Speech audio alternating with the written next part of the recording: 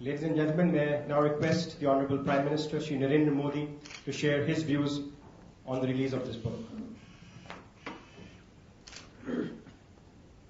श्रीमान अरुण जेटली जी, मंचस्थ सभी महानुभाव,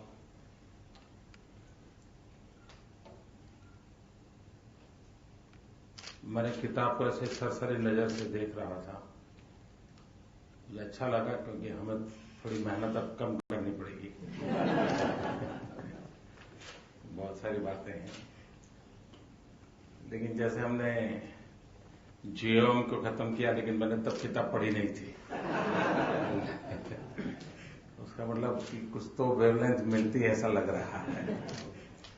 यहाँ हमारे तुषार भाई बैठे हैं तो उन्होंने पानी पर लिखा है, तो मुझे पक्का विश्वास है कि उसमें वही बातें होगी जो मैंने गुजरात में कभी की थी।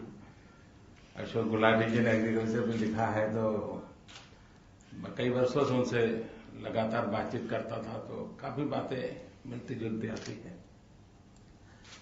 लेकिन जो मूलभूत समस्या हमारे देश में है,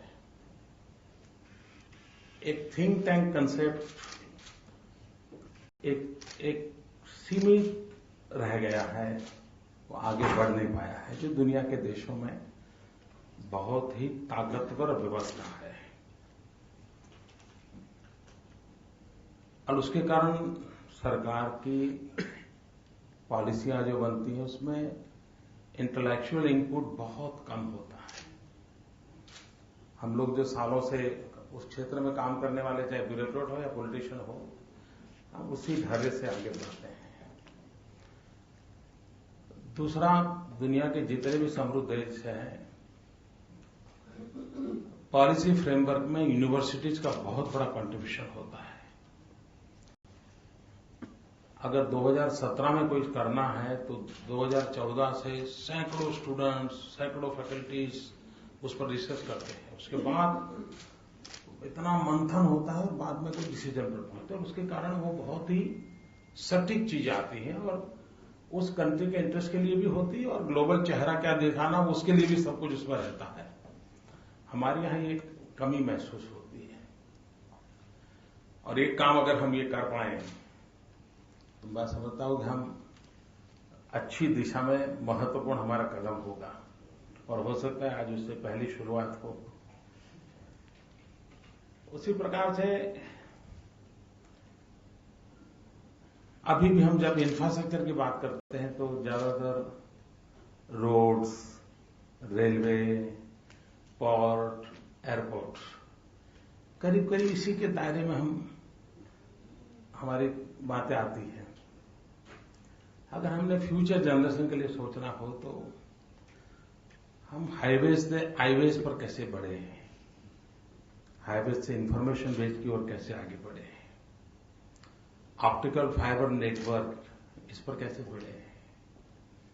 हमारी संस्कृति की विशेषता रही है। एक जमाना ऐसा था कि जहां पानी होता था, नदी होती थी, वहां शहर बसता था। समय रहते बदलाव आया। जहां हाईवेज गुजरते थे वहां शहर बसता था। नियर फ्यूचर में जहां से ऑप्टिकल फाइबर गुजरता होगा वहां शहर बसने वाला है। यानी पूरा जगत बदल रहा है, लेकिन हम वही पुराना अपना रोड्स उसी में लगे रहते हैं। उसमें बदलाव, और ये बदलाव तब आएगा जब हम इंटेलेक्चुअली एक बड़ा मंथन करने की आदत रखते हैं, तब जाकर के होता है। भारत के विकास की दिशा में हम सालों से बात कहीं कुछ गलत नहीं है कि हम गांवों का देश हैं, हम कृषि प्रधान देश हैं, अच्छी बात है, उसको उतना ही ध्यान देना चाहिए। लेकिन हमने अर्बन डेवलपमेंट को हमेशा एक बोझ माना, संकट माना, चैलेंज माना। अच्छा होता आज से 30 साल पहले अर्बन डेवलपमेंट को एक अपॉर्चुनिटी मान लेते हैं। जो सबसे बड़े ग्रोथ सेंटर है, आज जो हमारे इंफ्रास्ट्रक्चर की हालत है वो न होती, हम एडवांस में सोच सकते हैं। और आज जब मैं देश को जरूरत है 100 स्मार्ट सिटीज की जो बात कर रहा हूं, उसके पीछे मेरे मन में है कि अगर हमें बदलाव लाना है और जो नौजवानों को रोजगार के लिए हम सोच रहे हैं, तो हमें इन दिशा पर एक नए सिरे से सोचना पड़ेगा।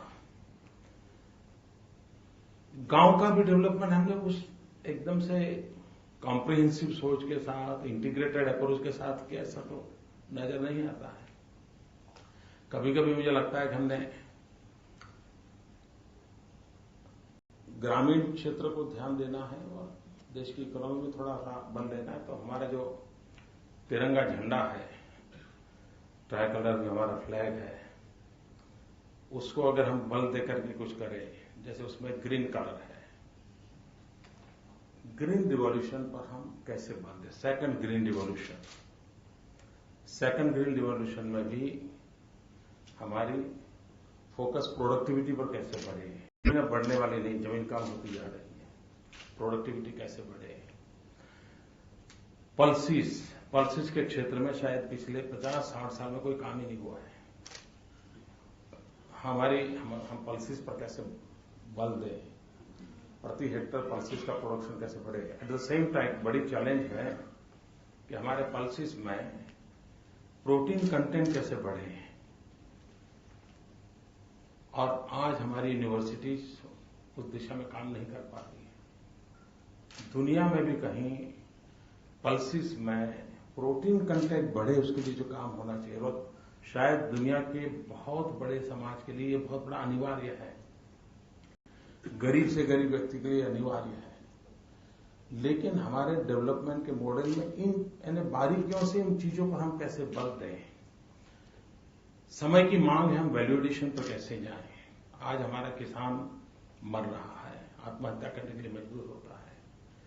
एक तरफ 30% एग्रो प्रोडक्ट वेस्टेज जाता है, वेयर हाउसेज की व्यवस्था नहीं है, किसान मेहनत करता है, उसको पैसे नहीं मिलते हैं। इसके संबंध में हम एक इंटीग्रेटेड अप्रोच के साथ उसको हम कैसे उसके जीवन को बचाएं, और ये सब संभव है, कोई मुश्किल काम नहीं है। वेयर हाउसेज कंसेप्ट को अगर डिसेंट्रलाइज कर दिया जाए तो बहुत बड़ी ताकत है। हमारे रेलवे का अप्रोच, किसी रेलवे स्टेशन पर मानिए मंडे को मार्बल आया और कहा जाए कि मार्बल मुंबई पहुंचाना है, और ट्यूसडे को टमाटर आया कि मुंबई पहुंचाना है, तो रेलवे वाला पहले मार्बल भेजेगा क्योंकि मंडे को आया था, टमाटर नहीं भेजेगा, वो बिगड़ तो बिगड़ेगा। यानी चीज छोटी है, क्यों हम एग्रो को प्रायोरिटी देकर के हमारी रेलवे व्यवस्थाओं के मूड को क्यों न बदले। सेंसिटाइज करना होता है, कोई बहुत बड़ा एकदम से नई चीजें ला करके होता नहीं है। दूसरा है व्हाइट कलर, व्हाइट रिवॉल्यूशन की ओर किसी समय होगा। आज हमारे पास दुनिया में एवरेज पशुओं की संख्या से हमारी ज्यादा है, कैटल ज्यादा है, लेकिन मिल्क प्रोडक्टिविटी बहुत पीछे है। उसके कारण इकोनॉमिकली वो वायबल भी नहीं है। हमारा किसान, उसके लिए जो सपोर्ट सिस्टम चाहिए वो नहीं है। उसको हम आधुनिक कैसे बना सके। इवन हमारे यहां कैटल हेल्थ केयर के लिए इंफ्रास्ट्रक्चर भी नहीं है। अगर ये स्थिति रही तो हम जो व्हाइट रिवॉल्यूशन की कल्पना करते हैं वो नहीं हो पाता। और तीसरी सैफ्रॉन रिवॉल्यूशन। मैं जानता हूं, मैं सैफ्रॉन कहते ही यहां कई लोग होंगे जिनको हाथ खड़े हो जाएंगे, लेकिन वो एनर्जी का कलर है, एनर्जी को रिप्रेजेंट करता है। ये एक ऐसा संकट की ओर हम जूझ रहे हैं। हम एनर्जी सेल्फ सफिशिएंट बनना, उस क्षेत्र में हम कैसे बल दें।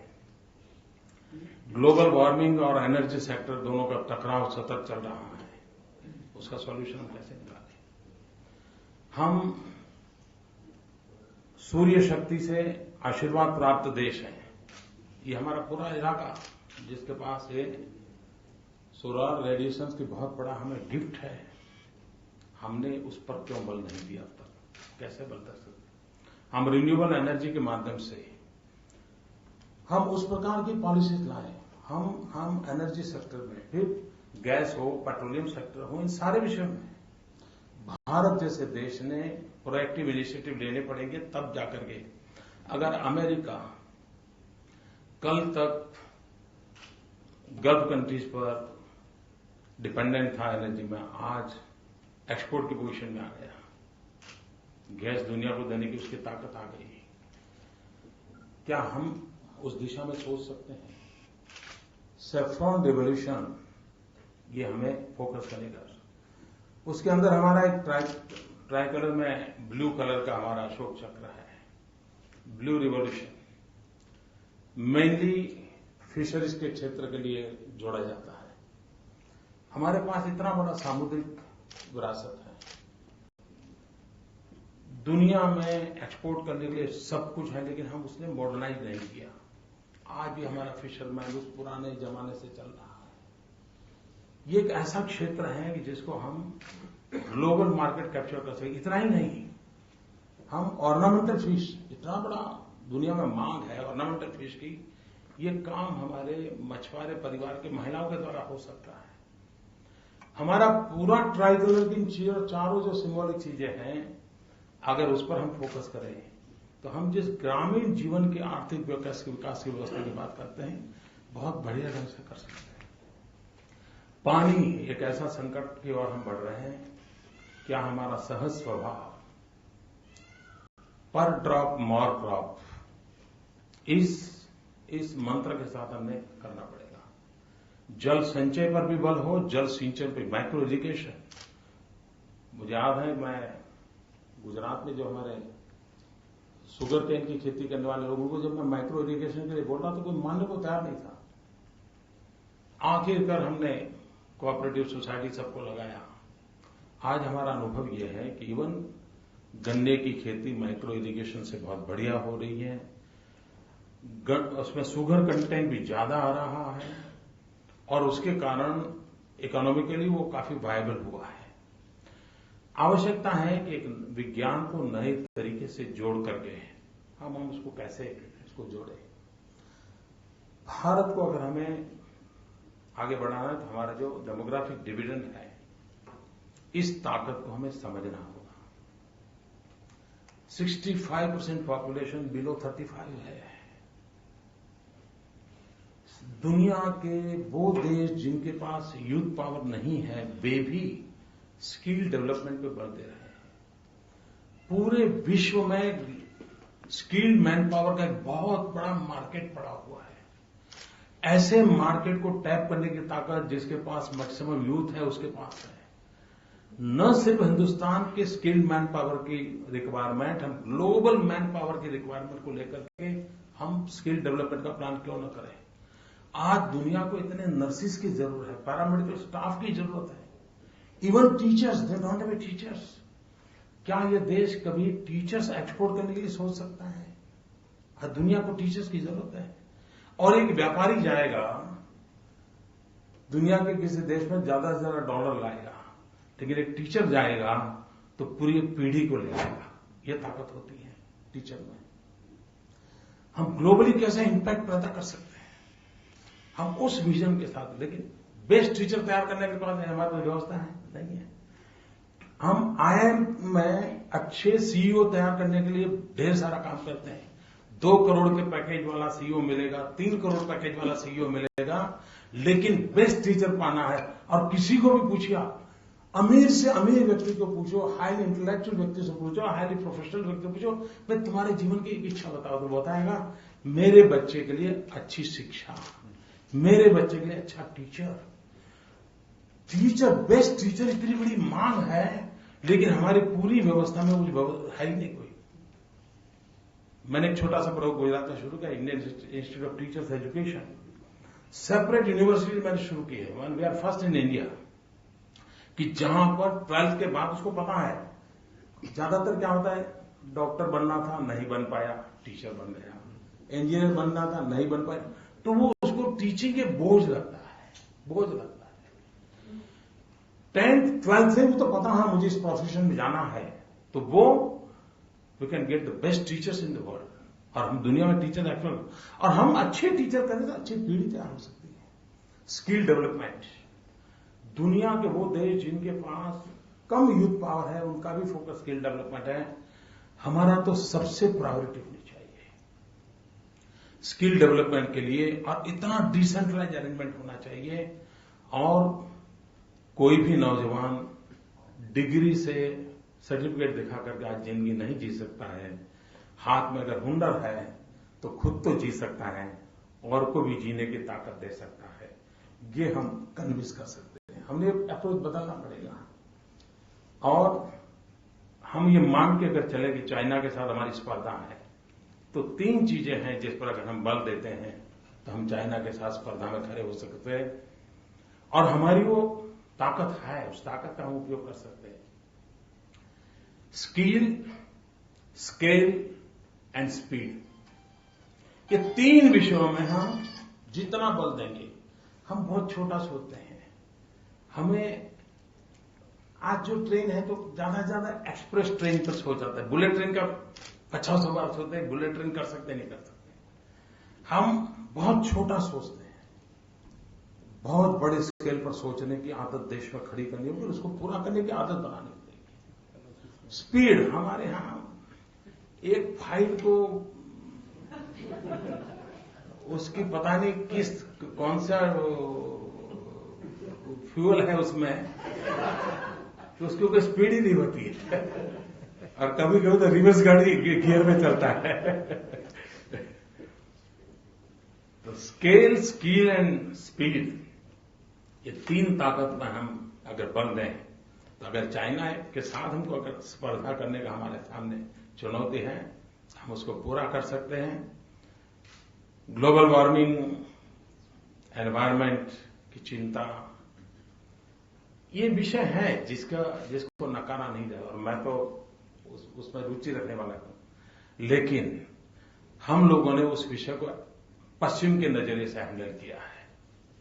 हमने उसे हमारे अपने नजरिए से हैंडल करना चाहिए। इस देश में जहां पौधे को परमात्मा माना गया है, ये देश जिसने नदी को मां माना है, उस देश को पश्चिमी नजर से या तो कोई अदर देश के आधुनिक लेटेस्ट विचारों से पर्यावरण सिखाने की जरूरत नहीं। हमने अपनी विधा खड़ी करनी पड़ेगी और हम लोगों को एजुकेट कर सकते हैं। हम उसको समझा सकते हैं नहीं किया जाना चाहिए, लोग मानेंगे, ऐसा नहीं मानते हैं। हम इन बातों को लेकर के अगर चलते हैं तो मुझे विश्वास है और आप देखते हैं ये वापस ट्रैक पर लाना कितना कठिन काम है। अगर वापस ट्रैक पर लाने वाली किताब को खोलने में इतना दम उखड़ गया है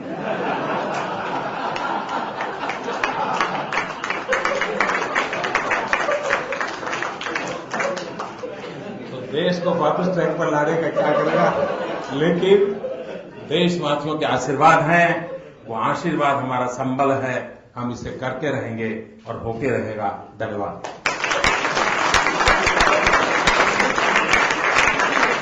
Thank you, Mr. Prime Minister.